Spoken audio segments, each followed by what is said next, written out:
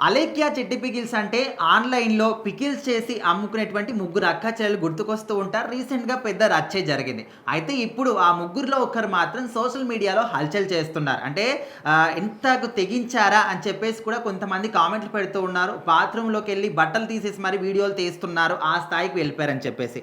మరి ఆమె ఎందుకు ఈ విధంగా చేస్తుందనుకోవచ్చు? సో, ఖచ్చితంగా ఈ రోజులున్న ఇన్‌స్టాగ్రామ్ గానీ, ఏదన్నా స్నాప్‌చాట్‌లు గానీ, ఏదున్నా గానీ, సోషల్ మీడియాని కొంతమంది మంచి కోసం వాడుకుంటుంటే, ఎక్కువ శాతం మంది దాన్ని దుర్వినియోగం చేసుకుంటున్నారనమాట. హ్మ్. సో, దాన్ని చెడు వైపు తీసుకెళ్లే మార్గాలకు ఎక్కువ అట్రాక్ట్ అవుతున్నారు యూత్ అంతా గూడా. సో, మరి మనం చూసుకుంటే ఈ 'అలేఖ్య చిట్టి పికిల్స్' వాళ్ళు ముగ్గురు అక్కా చెల్లెళ్ళు. సో, వాళ్ళెంత పాపులర్ అయ్యారనేది మనం చూసాం. వాళ్ళకున్న ఏదైతే వాట్సాప్ కాన్వర్జేషన్ హ్మ్. బయటకొచ్చిందో, దాని తర్వాత వాళ్ళ బిజినెస్ గాని అంతా కూడా డ్యామేజ్ అయిపోయింది. హ్మ్. సో, మళ్ళీ ఈ ఎవరి కాళ్ళు సెపరేట్‌గా పెట్టుకుంటున్నాం అని చెప్పి వాళ్ళు వీడియోలు చేయడం, ఎవరికి వాళ్ళు సెపరేట్ అయిపోయారనమాట.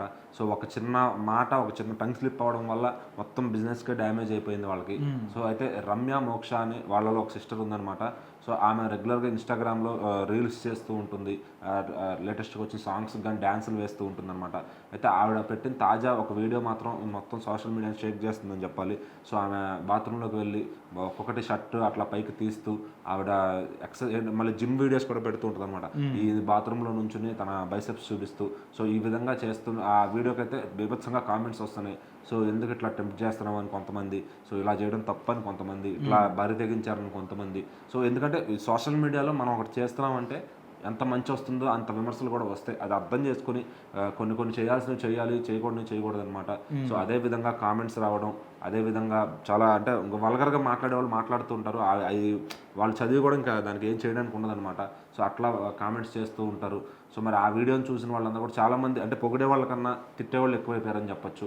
సో, మరి ఎందుకు ఇట్లా చేస్తున్నారని చెప్పి, సో, మీరు బిజినెస్ చేయడానికి వచ్చారు. అది దానిపైన ఫోకస్ చేయండి. సో, కెరియర్‌లో చాలా బాగుంటుంది. ఇట్లా చేస్తే ఏమొస్తుంది మీకు రీచ్ రావచ్చేమో గానీ, హ్మ్. పరువంతా పోగొట్టుకునే పరిస్థితి ఇదని చెప్పి చాలామంది మాట్లాడుతున్నారు.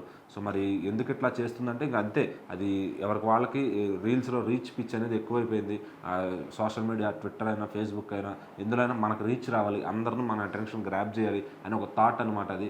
సో, దానికోసం ఎంతకైనా తెగిస్తారు. తెగిస్తున్నారు కూడా ఇలా వీడియోస్ రూపంలో. సో, మరి ఇంకా అలాంటి వాళ్ళకి సెల్ఫ్‌గా వాళ్ళ బుద్ధి మారితే తప్ప ఇట్లాంటివి తగ్గవనమాట.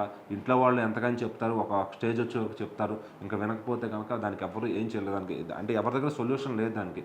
సో, ఇంకా అట్లాంటి వాళ్ళు ఇప్పుడు ఏఐ వచ్చిన తర్వాత ఇంకా ప్రమాదం అయిపోయింది చెప్పాలంటే.